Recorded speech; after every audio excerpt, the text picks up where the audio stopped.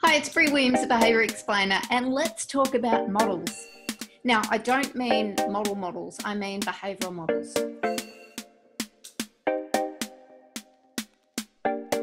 I feel infinitely qualified to talk about this for two reasons. The first is, I used to be a model.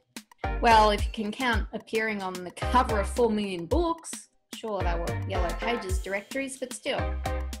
The second reason I feel qualified to talk about this is that I have designed my own behavioural model.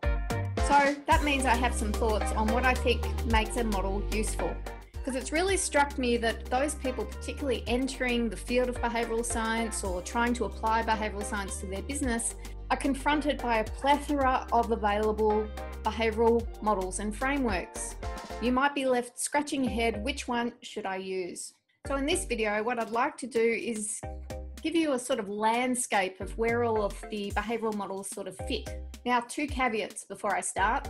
The first is, as I mentioned, I've developed my own model, so I do have a biased perspective. The second is, by no means is this a comprehensive list, nor have I used the other behavioural models and frameworks.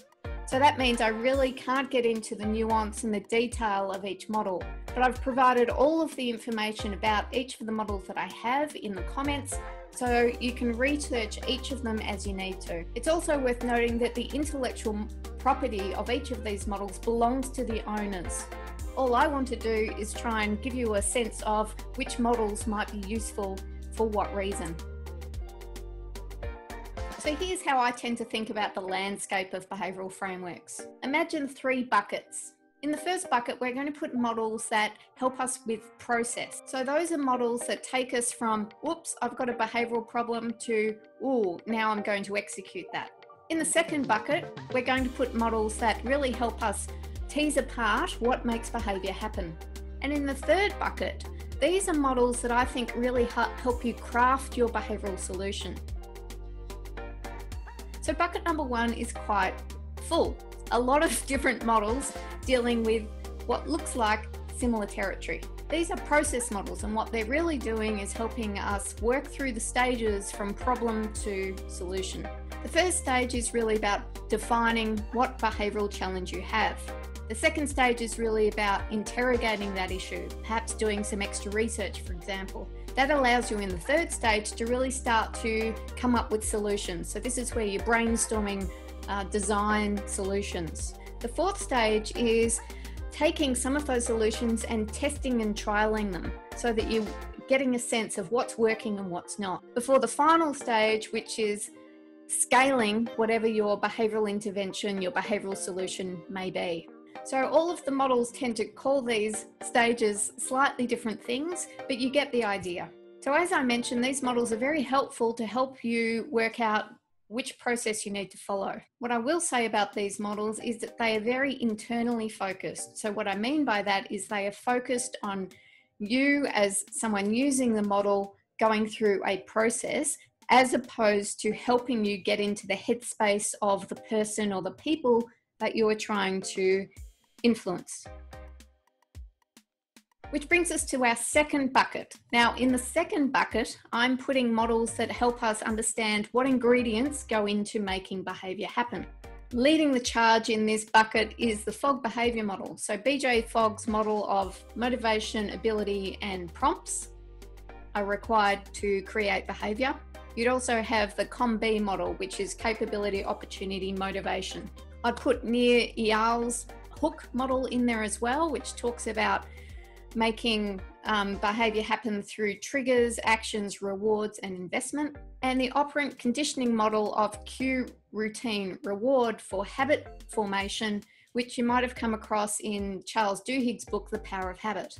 So whilst each of these models is different, what they have in common is they're teasing apart the levers that you can pull in order to make behaviour happen.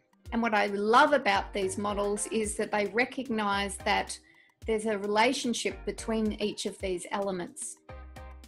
In the third bucket, it's really about how to optimise the crafting of your behavioural solution. So this is where you might turn to models like the Behavioural Insights team from the UK government's MINDSPACE framework, or their more recent model EAST, which is easy, attractive, social and timely. There's also a couple of other models that I've seen, like Refine and the 4 E's, which you might like to draw upon. What I like about these models in bucket 3 are they almost give you options to try. So when you're developing your behavioural solution, you might focus on ease, you might focus on social norms, for instance. So it's almost giving you a checklist of things that you can try. The downside of these models, if they're not used carefully, is it can feel a bit like a laundry list.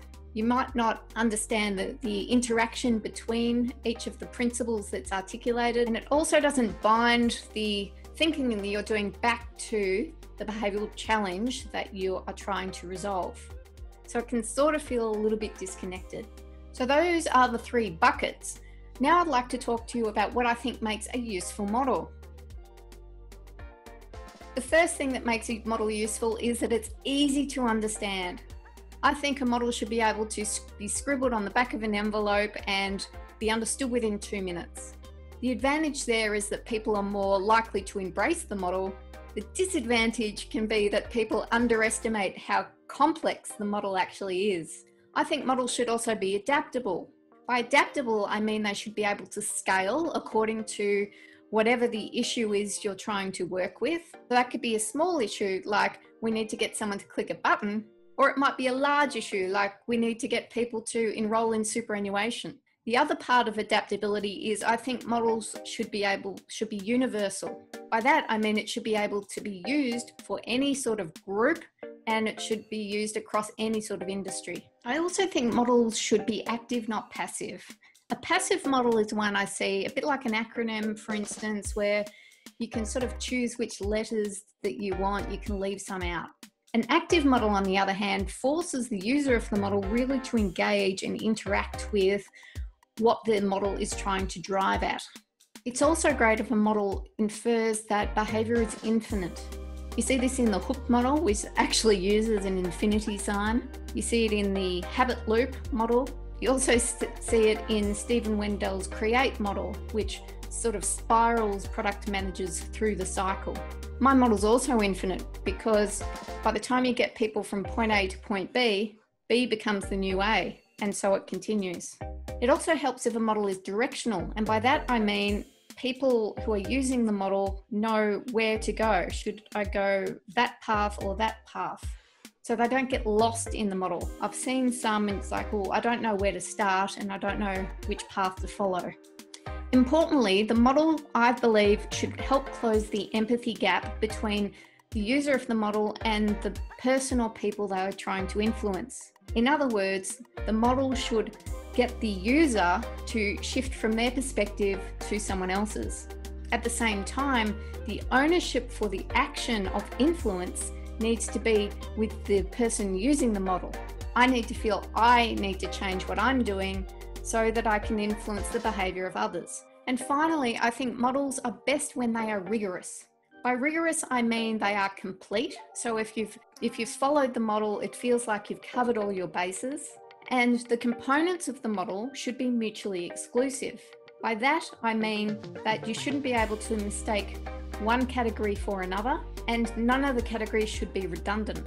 So those are the characteristics I think make a good model. What do you think? If you have ideas about what a great model includes, and in fact what great models are out there, please include them in the comments.